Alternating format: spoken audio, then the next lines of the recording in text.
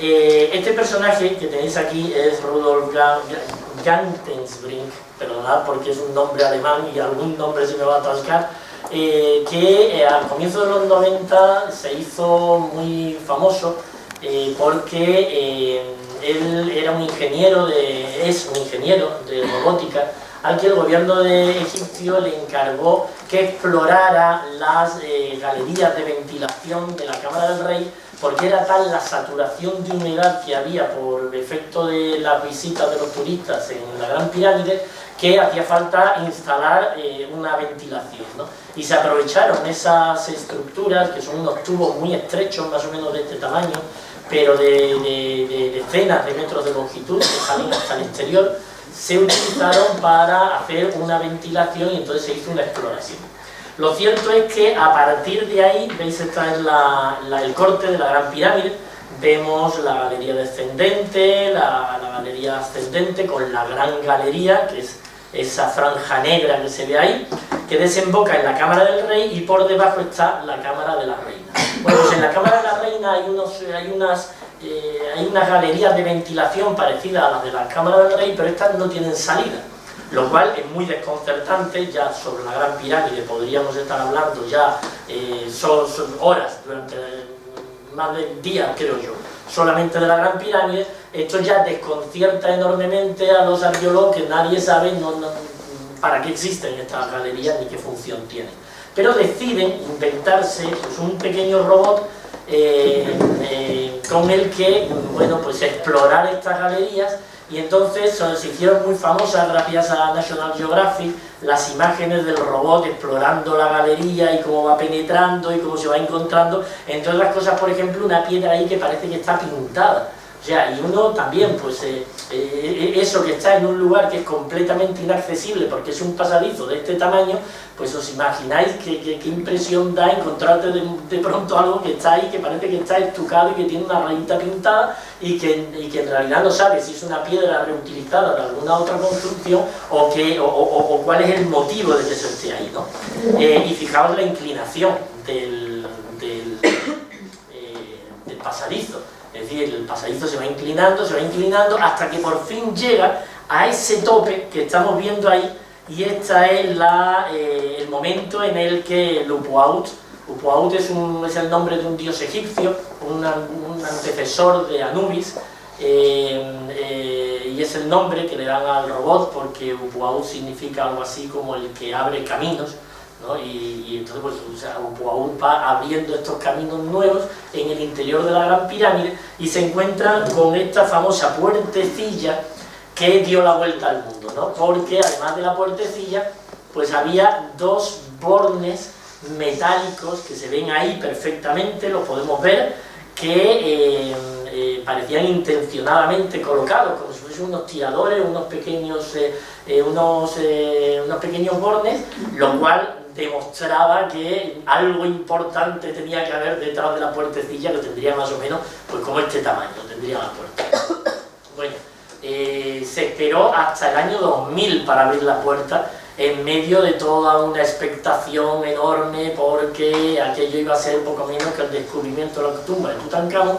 Y yo creo que los egipcios, desde allá de donde estén viéndonos hacer estas cosas, se estarán partiendo de la risa, porque después de que finalmente se abriese la famosa puerta con taladrando un agujerito y metiendo una cámara con una de luz para poder iluminar el interior y todo lo demás, pues ¿qué es lo que apareció dentro? Pues no apareció nada. Es decir, lo que se encontró fue una cámara de bastantes dimensiones, algo parecido a esto.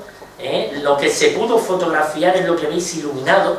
Veis que hay una parte que está iluminada. Bueno, pues eso es lo que pudo captar la cámara. Las dimensiones son más o menos aproximadas, pero sí que me gustó un comentario de Mark Lerner, es del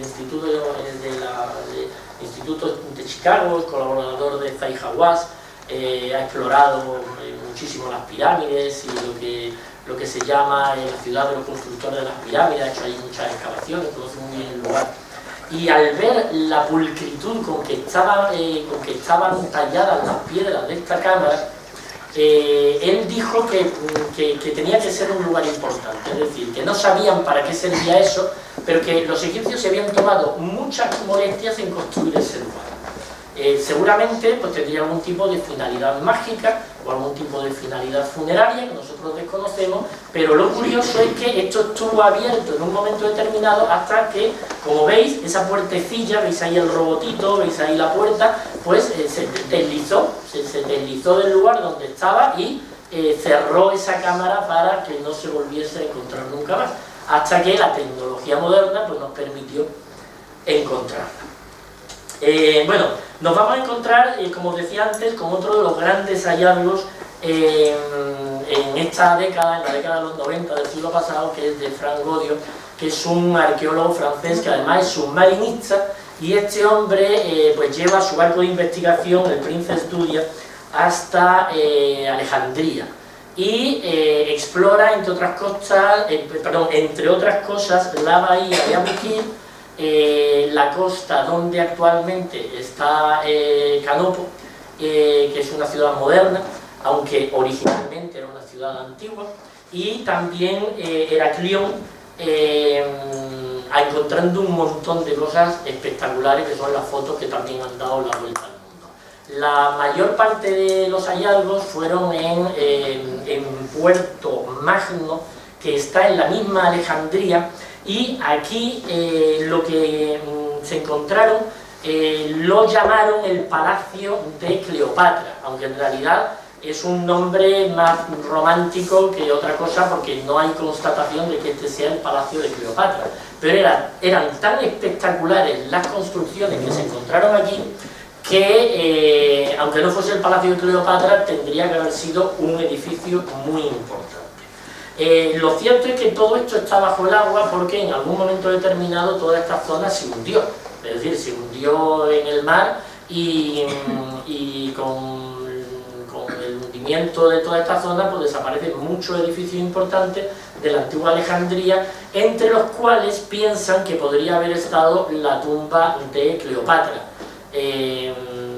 Hay mucha gente buscando la tumba de Cleopatra, sobre todo la tumba de Alejandro Magno. Hay teorías incluso que dicen que Alejandro Magno, los restos de Alejandro Magno fueron trasladados hasta Venecia y que están en la Basílica de San Marcos, en Venecia. Hay teorías para todos los gustos, pero esto forma parte también del romanticismo de la arqueología, ¿no? Porque si no nos quedamos solamente con los datos así un poco fríos y la verdad es que le quitamos emoción. Bueno, vamos a poner un poquito de poesía también, que tampoco pasa nada porque hagamos un poco de fantasía. Pero igual ahora la verdad nos tenemos que ceñir a los hechos, está claro.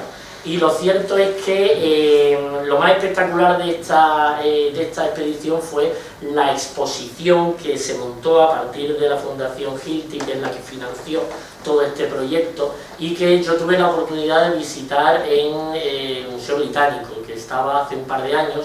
Es una exposición que va dando la vuelta al mundo y donde todo esto que estáis viendo pues está expuesto, es decir, en vez de estar bajo el mar, pues se rescataron todos estos hallazgos, los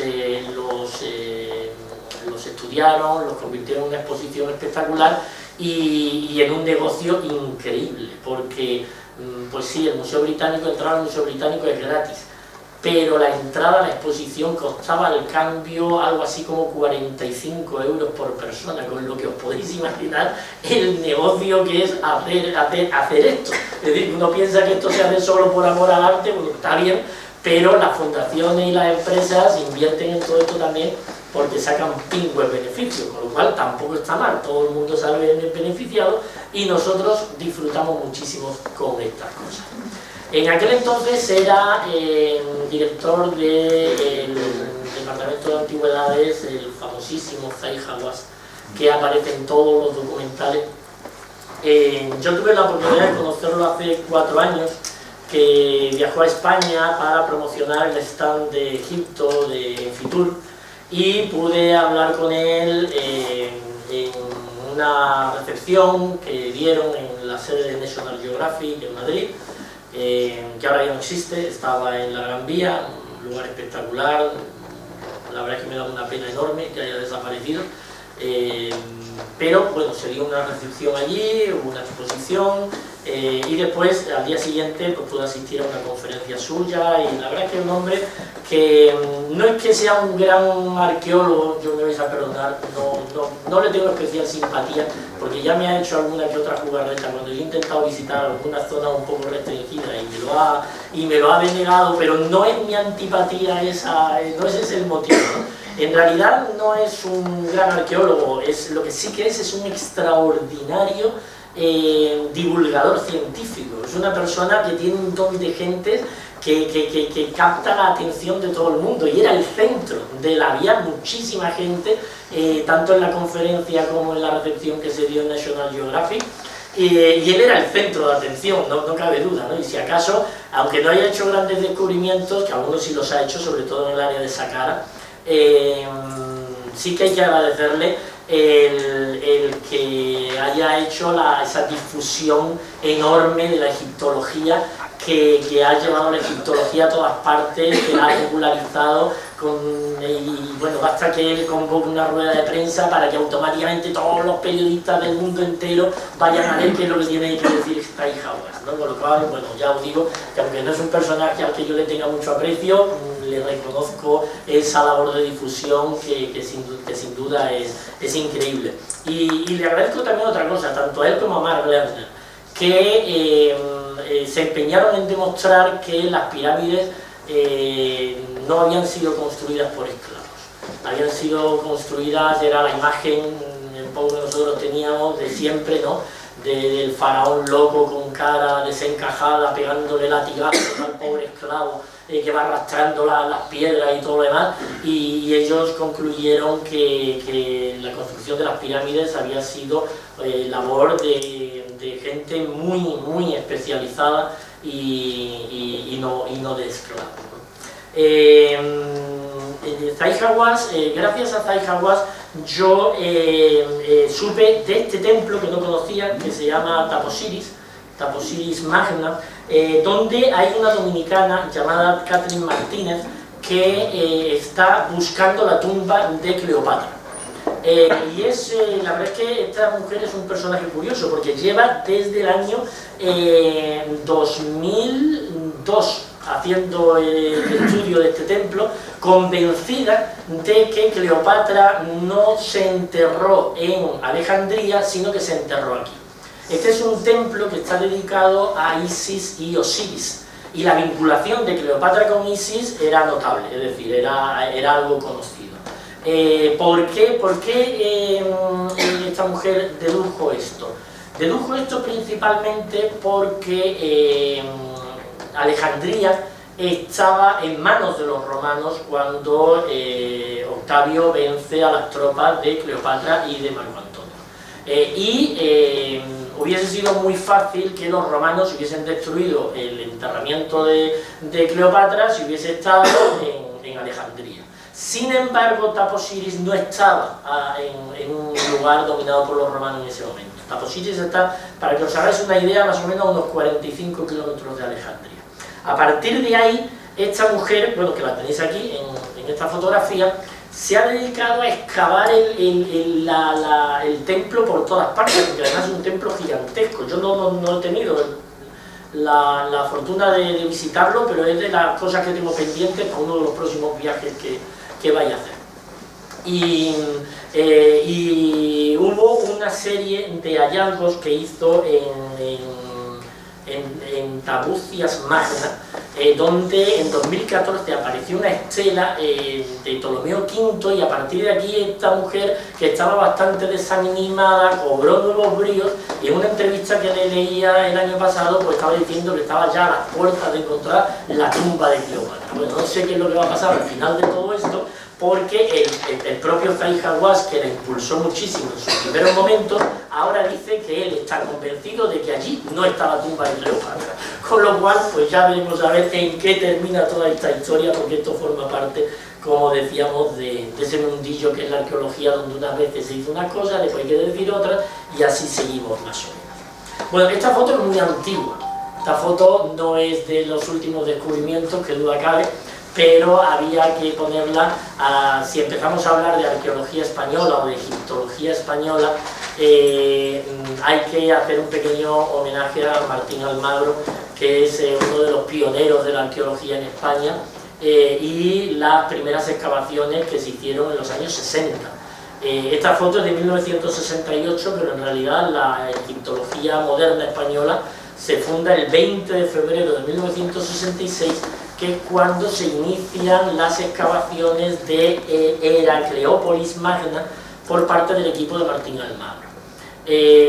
Hasta 1979 van a hacer tan solo 6 campañas, o sea, no hay grandes recursos, todas financiadas, todas patrocinadas por el Museo Arqueológico Nacional, que dicho sea de paso, tiene unas salas dedicadas a Egipto muy buenas, y una maqueta de la tumba de Nefertari espectacular, porque técnicos españoles colaboraron en la restauración de la tumba de Nefertari, y a partir de ahí pues se hizo un estudio de la tumba de Nefertari que dirigió también Martín Almagro, y hay una maqueta enorme de la tumba que reproduce la tumba de Nefertari. Ahora, con la renovación del museo, que sabéis que se abrió hace un par de años, pues las salas de Egipto están de verdad espectaculares. Si tenéis oportunidad, ir a visitarlas. No es el Museo Británico, evidentemente, pero hay muchas cosas muy interesantes de los hallazgos de las expediciones españolas en Egipto. En 1979 se incorporó al equipo esta mujer, que es Carmen Pérez Díez.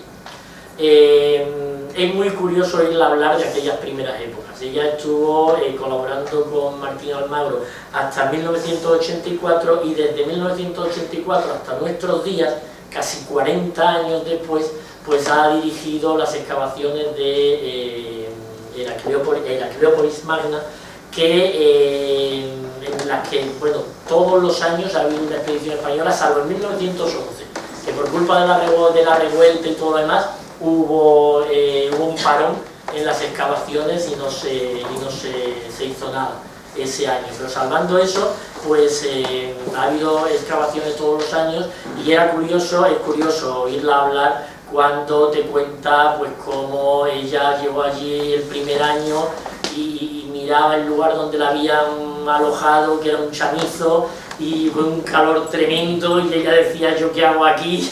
Que además soy la única mujer en este barracón de mala muerte que no tiene un baño, yo me quiero ir a mi casa, ¿no?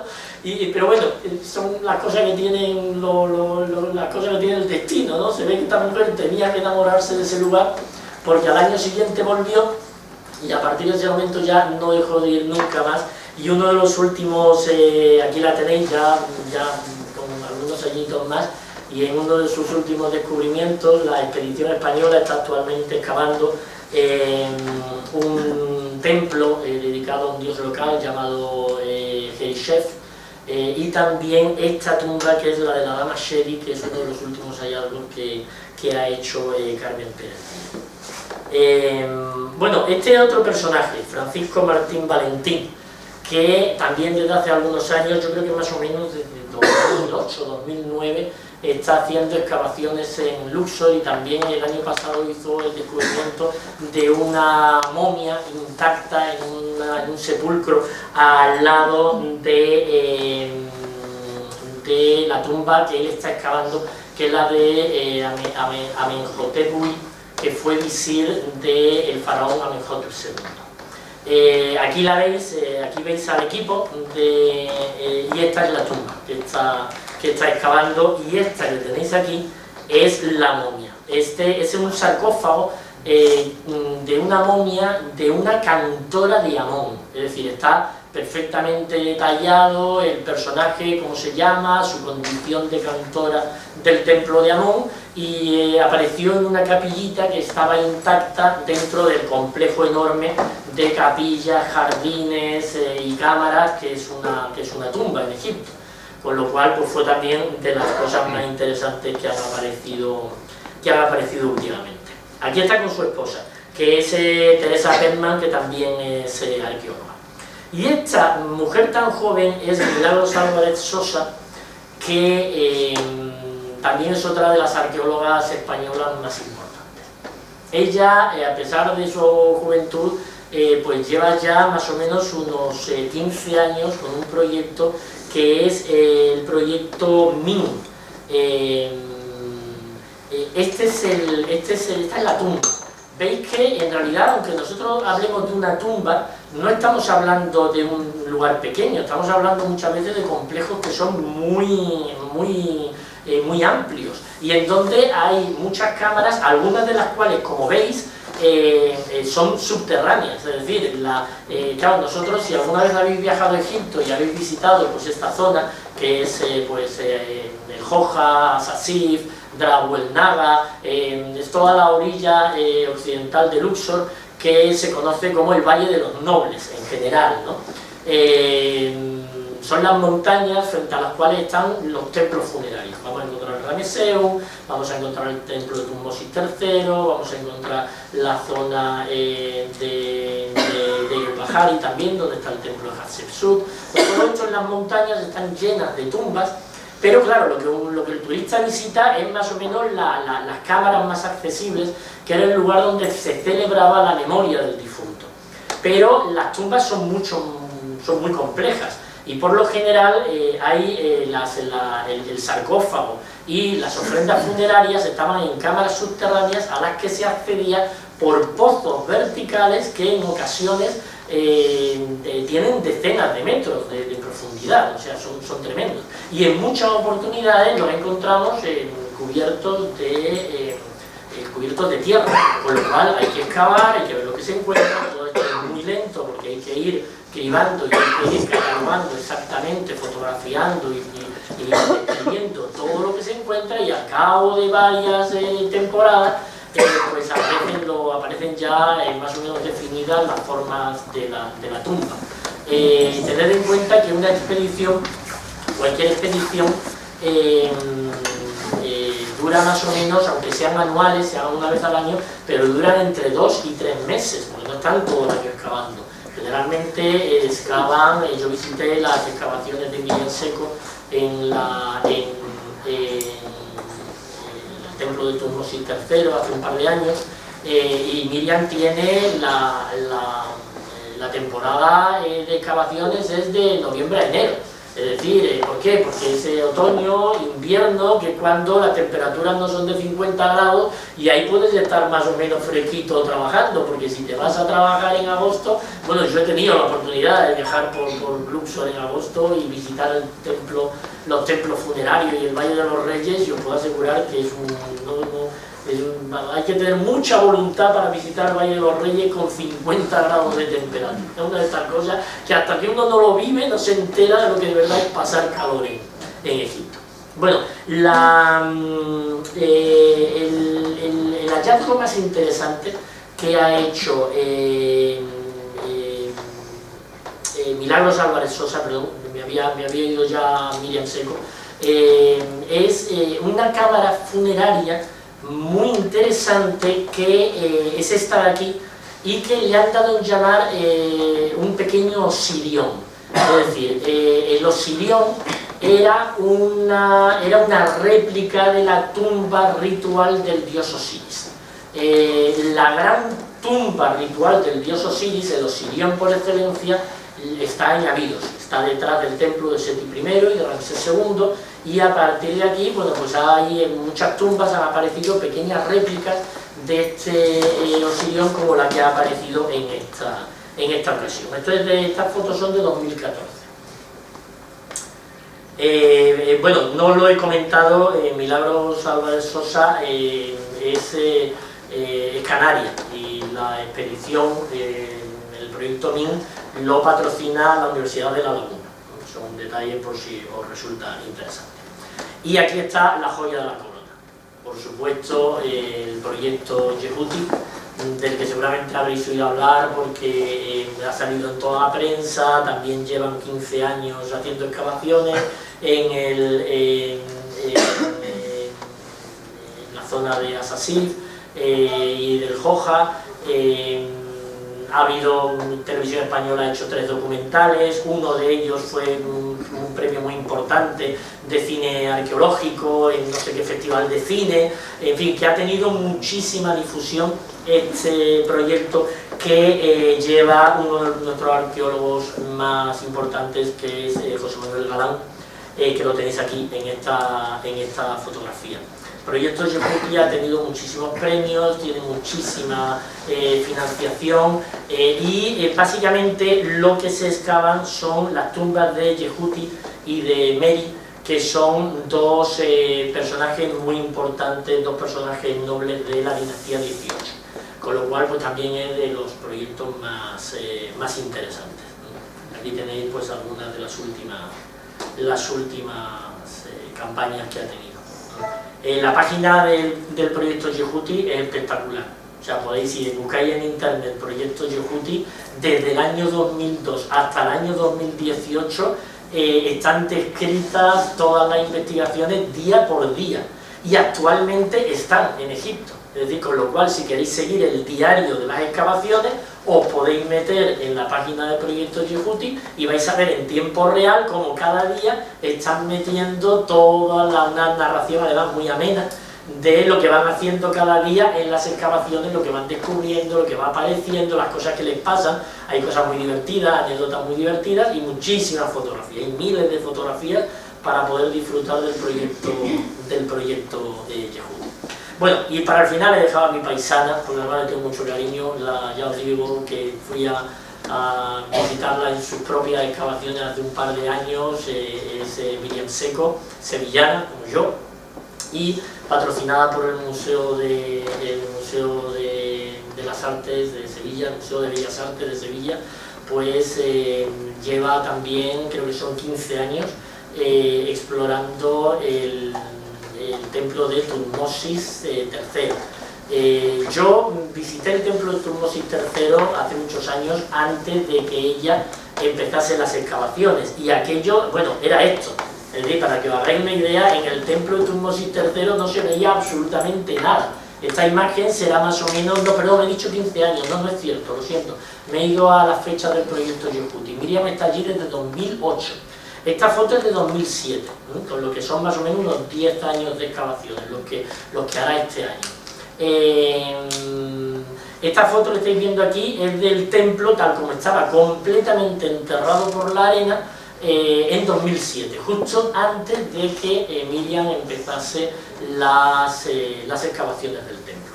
Actualmente el templo está espectacular. Es decir, le han sacado toda la arena, han empezado a medir los templos, a afianzarlos, a medir los muros, perdón, a afianzarlos, y ha habido montones de descubrimientos. Entre ellos, de los más interesantes, me contaba que han aparecido hornos de cal en un nivel inferior al del pasillo que rodearía el nivel del templo. Lo que quiere decir que antes de la construcción del nivel del templo, los trabajadores trabajaban en un espacio en el que fabricaban pues los ladrillos de adobe o la cal que necesitaban para después pintar los estucos.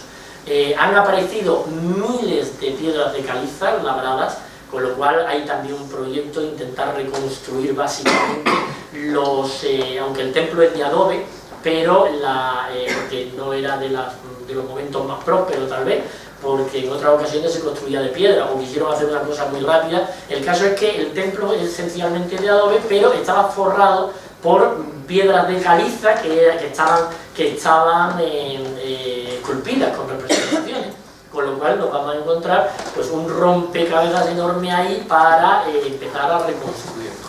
Y lo más interesante de todo, además de estos espacios dedicados a los trabajadores, donde se ha extraído mucha información de cómo trabajaban los constructores de los templos, lo más espectacular fue el año pasado que apareció un ajuar extraordinario de joyas que aparecieron en unas tumbas. Claro, vosotros vais a decir, ¿pero había tumbas dentro de los templos? Pues no había tumbas dentro de los templos, pero como el templo está tan destruido, Los arqueólogos, por lo general, cuando algo se encuentra en buen estado, no lo destruyen para seguir excavando, con lo cual los niveles inferiores nunca terminamos de saber qué es lo que hay por debajo de los templos.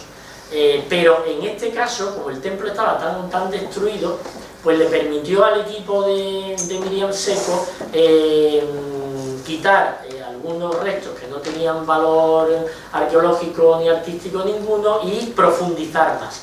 Con lo cual llegaron al nivel del suelo del Imperio Medio, como 500 años antes de la época de Tutmosis. Y se encontraron tumbas del Imperio Medio donde, claro, como el templo se había construido encima de estas tumbas, las tumbas habían quedado intactas.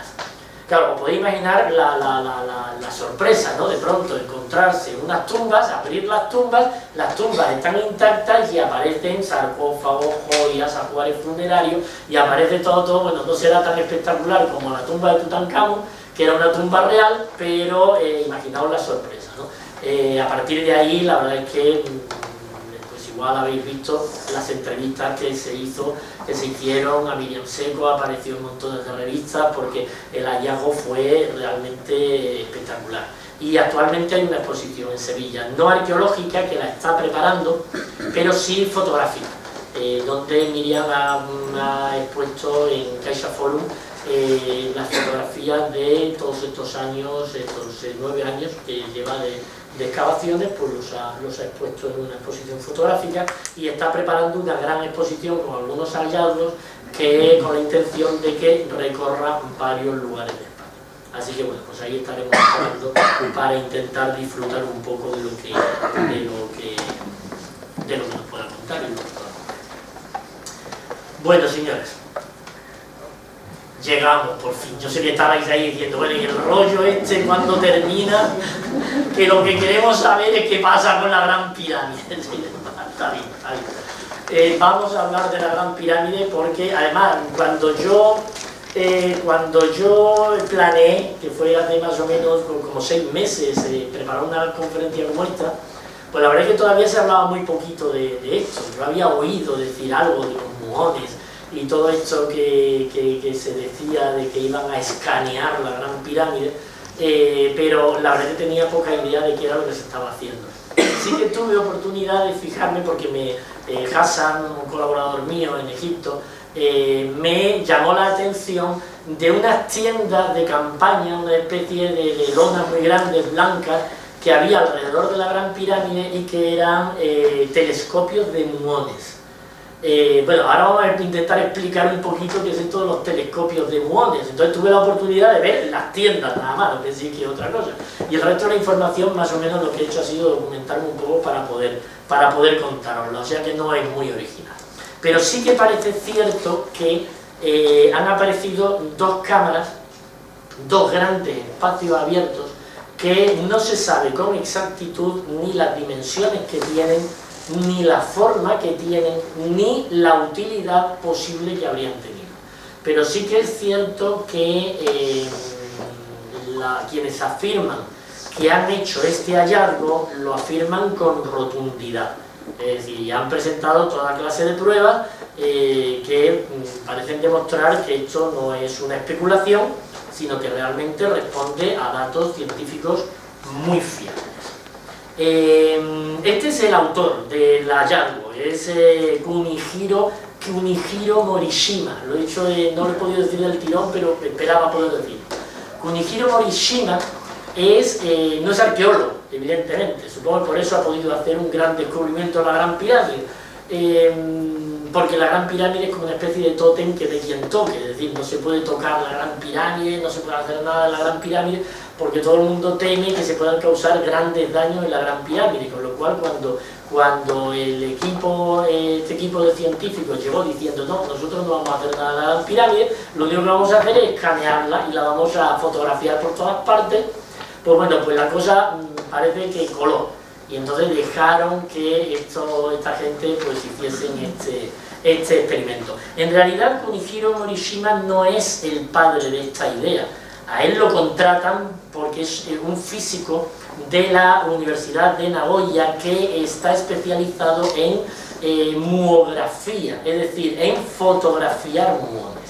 y luego lo vamos a ir explicando, vamos a decir todo esto que es. En realidad el padre de todo esto es Hani Helal, que es este personaje de la izquierda, que fue durante mucho tiempo, en tiempos de Mubarak, fue ministro de Educación y actualmente es profesor de ingeniería en la Universidad del Cairo.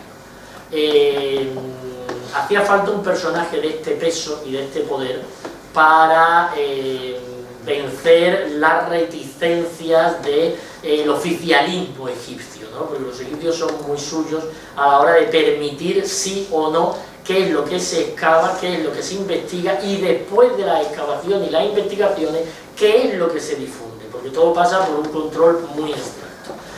Bueno, con una serie de prerrogativas, pues este hombre consigue interesar al gobierno para este proyecto y en 2013 conoce al otro personaje que es Mehdi Tayuri, que este hombre es un especialista en nuevas tecnologías, en altas tecnologías, que trabaja para un instituto, a ver si lo recuerdo, es el Instituto para el Patrimonio, la Preservación y no sé qué otra cosa más, en Francia.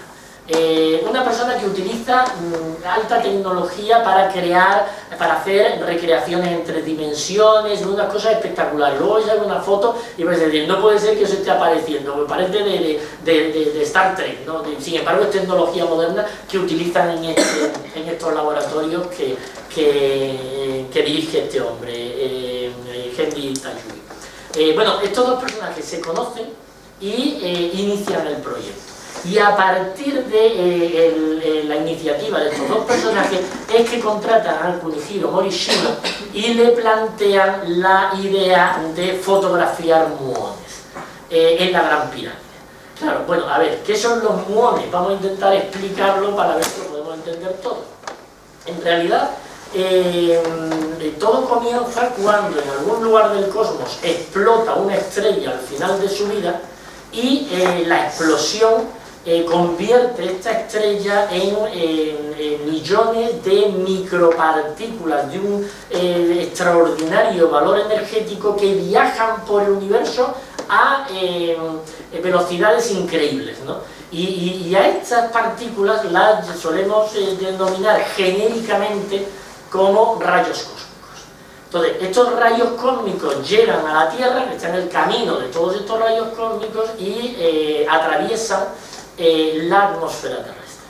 Cuando estos rayos cósmicos atraviesan la atmósfera terrestre, se dividen en multitud de partículas distintas, una de las cuales son los muones.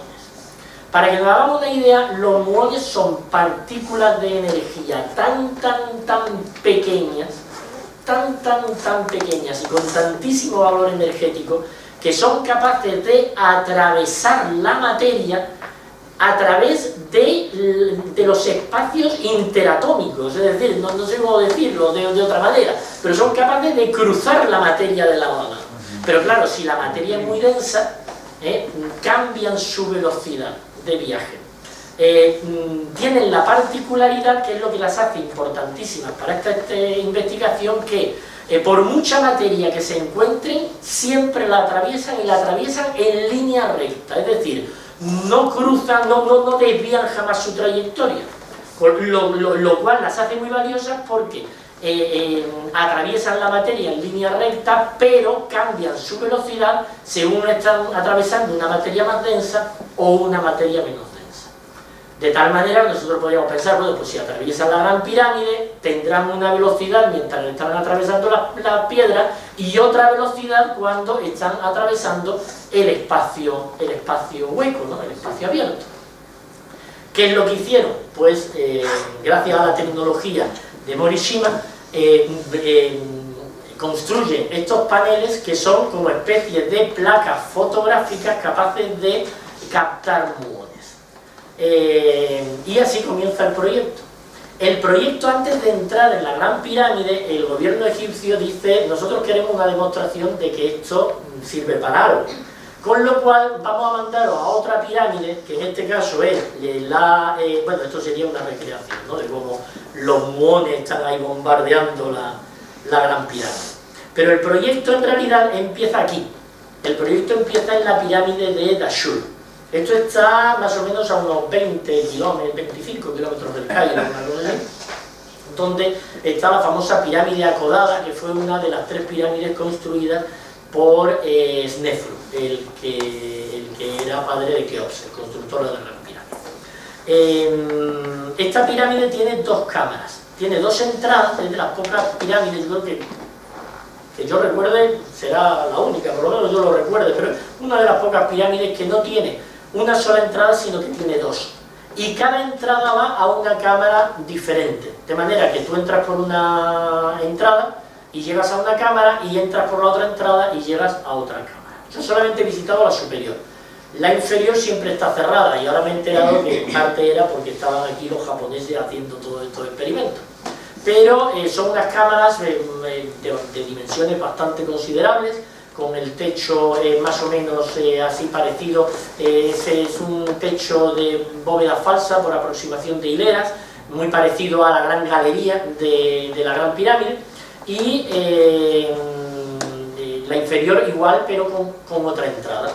Si vemos aquí este corte, pues lo podéis ver muy bien, porque veis el corte de la fotografía anterior, y en el interior estáis viendo la entrada de una galería por un lado, de otra galería por otro, y cómo hay una cámara más arriba y otra más abajo. ¿Qué es lo que le dijeron al equipo japonés? Pues que se pusiese en la cámara inferior y colocasen allí las placas de homografía para ver si eran capaces de captar la cámara superior. ¿Qué pasó? Chan, chan, chan. Bueno, evidentemente de todo esto dependía el proyecto, lo que quiere decir que hay poco misterio, ¿no? Tuvieron éxito y pudieron fotografiar la cámara inferior. Está muy bien documentado, que hay una página de este proyecto donde vais a ver toda la fotografía, cómo van colocando todas estas plaquitas, las van colocando, además tienen que estar perfectamente niveladas, un trabajo realmente exhaustivo para conseguir ese rigor, ¿no?, en la fotografía, y son fotosensibles a todos estos muones, que se calcula que diariamente bombardean más o menos unos 8.500 muones los que bombardean la Tierra por cada metro cuadrado. En cada metro cuadrado impactan cada día más o menos unos 8.500 muones. Con lo cual, pues dejaron aquí estas placas durante 40 días y veis un poco cuál era el efecto de estas placas. Es decir, si os dais cuenta, en esta fotografía lo que estamos viendo es cómo la placa está captando lo que va a suceder en un amplio espectro de la pirámide que tienen por encima. Estuvieron más o menos otros 40 días más revelando uno por uno cada una de estas películas, y el resultado final fue que efectivamente habían captado una alteración en los muones que permitía afirmar que había una cavidad por encima de la cavidad donde ellos estaban. La fotografía que tenéis a la derecha, que podéis ver ahí, pues veis la señal de dónde está la alteración, y en realidad, aunque parece que estamos viendo la pirámide desde arriba, porque se ve el vértice y se ven las aristas de la pirámide, en realidad la estamos viendo desde abajo. Es decir, estamos viendo una fotografía en la que os imagináis que nos hemos tumbado en el suelo y que ahora la pirámide se vuelve transparente y nosotros estamos viendo la estructura de la pirámide con sus aristas, con el vértice arriba del todo, y esa alteración en la fotografía de muones que demuestra que efectivamente ahí había una cavidad. Bueno, logrado el propósito, se expone al Consejo de Antigüedades Egipcio, comandado, dirigido evidentemente por nuestro amigo Zahi Hawass, y a regañadientes dicen: vale, venga, hagan ustedes esto en la Gran Pirámide. La verdad es que les cuesta enormemente convencerlos, porque al principio se piensa en cerrar la Gran Pirámide para hacer el experimento, pero al final piensan que no hace falta cerrar la Gran Pirámide, porque hay un pasadizo que ya de por sí está cerrado, que es el pasadizo descendente que llega a la cámara del caos, la cámara subterránea, que ya de por sí está cerrada al público, y también la cámara de la reina, lo que se llama la cámara de la reina, pues también se cierra al público y empieza a partir de ese momento la instalación de las nuevas placas que se refuerzan con estos cañones que veis aquí, que se colocan en el exterior y que son llamados telescopios de muones. Hacen la misma función, pero la hacen como desde el exterior. Y se forman tres equipos. Se forma un equipo canadiense que hace termografía, se forma un segundo equipo con los telescopios de muones y un tercer equipo. Los telescopios de muones son dirigidos sobre todo por un equipo francés, y las placas fotosensibles que se colocan en el pasillo descendente y en la cámara de la reina, que son dirigidos por Morishima, por el equipo japonés. Aquí los veis colocando todo lo que van haciendo, empiezan a hacerlo y empieza el experimento, ¿no? Veis aquí cómo desde la cámara de la reina, lo estáis viendo, que es la cámara inferior, comienza la exploración, y también desde el pasadizo descendente que parte de la puerta principal de la pirámide. Lo que habría sido la puerta original, la entrada original a la pirámide de Keops, pues ahí está ese pasadizo descendente, eso está cerrado al público, y ahí se colocan las primeras placas. De las primeras placas sacan la conclusión de que hay una cavidad por encima de la entrada. Es decir, ahí es donde aparece una pequeña cavidad, que aparece muy clara, que ahí hay una pequeña cavidad. Y eso es reforzado por las fotografías, la termografía, perdón, que también descubre ahí una especie de corriente de aire que baja la temperatura casi 10 grados. Lo cual supone que hay ahí una alteración. Ellos no saben por qué por encima de las piedras que marcan, esos son los dinteles que marcan la entrada a la Gran Pirámide, hay una alteración de temperatura, pero hay una alteración de temperatura y eso quiere decir que ahí pasa algo, hay una alteración. Bueno, pues esto es corroborado después por los japoneses, cuando en las fotografías de los muones pues aparece esta cavidad. Aquí está una recreación de la colocación de las placas en la cámara de la reina, y a partir de aquí lo único que hace falta es pues esperar a que los muones hagan su efecto. En este caso se espera durante meses, es decir, son más de los 40 días que había, porque tienen mucha mayor exactitud en las fotografías que van a sacar, y consiguen corroborar lo que estábamos diciendo antes. Este personaje que estamos viendo aquí es Jean-Claude Barré. Jean-Claude Barré es un especialista en termografía de la Universidad de Quebec, y el equipo de Jean-Claude Barré es el que va a escanear por fuera la pirámide, pero con técnicas termográficas, y consigue lo que os decía antes, ¿no? Una especie de fotografía de infrarrojos de la pirámide, porque como os decía antes, ha aparecido una alteración de temperatura precisamente aquí, en este lugar, que son en estos dinteles, que son los que cierran la entrada, los que cubren la entrada a la Gran Pirámide. Evidentemente, Zahi Hawass anda por ahí en medio, parece ser que le pone las cosas muy difíciles, y Zahi Hawass llega un momento en el que llega a declarar ante la prensa que él no se cree nada de lo que le están contando. Con lo cual os podéis imaginar que esto, por eso yo os decía antes que esto, si llega a estar en manos de arqueólogos, no sale nunca. Pero gracias a Dios ninguno era arqueólogo, eran físicos, eran informáticos, era gente de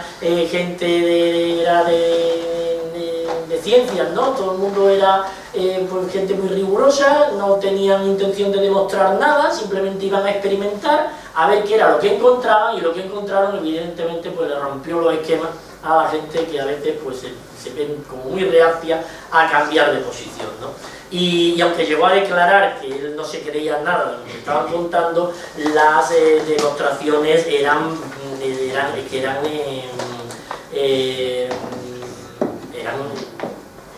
imposibles de rebatir. Es decir, aún así, antes de presentar los hallazgos, le tenían tanto temor a la decisión del Consejo Superior de Antigüedades egipcio, y como decía, dirigido por Penn Hawass, que cuando aparecieron, cuando dieron sus primeras conclusiones, cuando expusieron sus primeras conclusiones, ellos ya habían experimentado con el cañón de muones delante de la Gran Pirámide, de la cara norte de la Gran Pirámide, y ya sabían de la existencia de una cavidad por encima de la puerta de la Gran Pirámide. Pero temerosos de adelantar acontecimientos, se lo callaron esperando que les terminasen de aprobar el experimento entero. O sea, ahí estaban todos como a ver, pisando con mucho cuidado, no sea que molestemos aquí a alguien, y cuanto molestemos a alguien nos cortan el grifo. Bueno, pues con mucho cuidado pues montaron todo esto y por fin finalmente llegaron a sus conclusiones finales. Aquí, este que estáis viendo en el centro es Peter de Marnenualian, lo siento, lo voy a tener que leer. Dermanuelian, Peter Dermanuelian, me salió del tirón. Peter Dermanuelian. Peter Dermanuelian es un egiptólogo muy importante de la Universidad de Harvard. Y antes de presentar sus conclusiones a el Consejo de Antigüedades de Egipto, lo llevaron a París y le dijeron: mira, te vamos a contar lo que vamos a contar en Egipto, y tú nos vas a decir si esto es creíble o no es creíble. Bueno, esto que estáis viendo, esa recreación en 3D que estáis viendo, esto es de las cosas que os decía que hacía el instituto en Francia, de nuevas tecnologías, que dirige Tayubi, y como veis llevan unas gafas. En realidad esto, si tú no tienes las gafas no lo ves, la fotografía es una recreación, pero si te pones las gafas tú estás viendo lo mismo que estás viendo en la fotografía. Os imaginaos, ¿no? Todo en 3 dimensiones, y le explicaron cómo efectivamente gracias a todas estas fotografías de muones pues habían logrado encontrar esta cámara nueva en la Gran Pirámide. Lo que se sabe al respecto, pues en realidad es casi nada, ¿no? Ellos han presentado sus conclusiones ante el Consejo de Antigüedades y actualmente están esperando a ver si el Consejo de Antigüedades les permite continuar las investigaciones. Porque, claro, lo que quieren ahora es determinar las dimensiones, la forma que puede tener la estructura, porque hay muy pocas cosas en realidad que se sepan. Lo único que han captado es que ahí hay una oquedad, pero es una oquedad enorme. Con esta diapositiva, que es más o menos creo que es la última, veis que el tamaño que tiene la Gran Galería, si alguna vez habéis entrado en la Gran Pirámide, sabéis de lo que estamos hablando. La Gran Galería tiene 8 metros de altura, es como un edificio de 3 plantas casi, en el interior de la Gran Pirámide, y son como 90 metros de longitud. Es decir, estaríamos hablando del tamaño que tiene un avión pequeño, pero un avión de pasajeros, a lo mejor un avión para 200 pasajeros, ese es el tamaño que estamos barajando. Bueno, pues más o menos ese es el tamaño que tendría la galería, que estaría por encima de la Gran Galería. Lo que no se sabe es ni en la forma, ni siquiera si es horizontal o está inclinada. Es decir, porque si estaría inclinada seguiría el mismo ángulo de inclinación que tendría la Gran Galería, pero también podría ser que estuviese horizontal, podría ser que fuese una única galería, podría ser que fuesen muchas cámaras diferentes, y podría ser que estuviese vacía o que encontrásemos ahí todos los tesoros perdidos de... quién sabe, ¿no? A este respecto, aunque parezca mentira, esto no es tan fantástico como pueda parecer. El que pudiesen aparecer cámaras ocultas en la Gran Pirámide que encerrasen objetos sorprendentes y antiguos, ¿no? Creo que es en el papiro Huéscar, que es un papiro que se conserva, creo recordar que en Berlín. Es un papiro en el que se relatan cuentos de la época de Keops, y en este papiro se habla de cómo Keops construye su pirámide soñando construir cámaras secretas donde guardaría objetos y libros mágicos que encerrarían todo el saber de su época, ¿no? Esto no es una fantasía, esto lo podemos leer en un papiro perfectamente documentado, donde a manera de un cuento, pues Keops sueña con construir su pirámide con cámaras secretas en el interior de las cuales van a estar todos los conocimientos, toda la sabiduría del mundo en su época. Bueno, ¿qué vamos a encontrar o no? ¿Se abrirá o no? ¿Se decidirán hacer mayores investigaciones o no? Todo esto está en el futuro, y como toda la egiptología, pues es algo que depende de muchos factores, algunos de ellos desgraciadamente no son ni científicos ni culturales sino políticos, y ya vamos a ver cómo termina toda esta historia que le ha dado la vuelta al mundo y que remata pues esta pequeña exposición que quería compartir con vosotros hoy para divulgar un poco algunos de los últimos hallazgos que han hecho las expediciones españolas, y, como no, este último gran descubrimiento que hace apenas escasamente un mes ha aparecido en toda la prensa y que a todos los que amamos Egipto nos ha llenado de emoción. Así que, bueno, pues nada más, esta era la exposición, espero que haya sido de vuestro interés, y nada,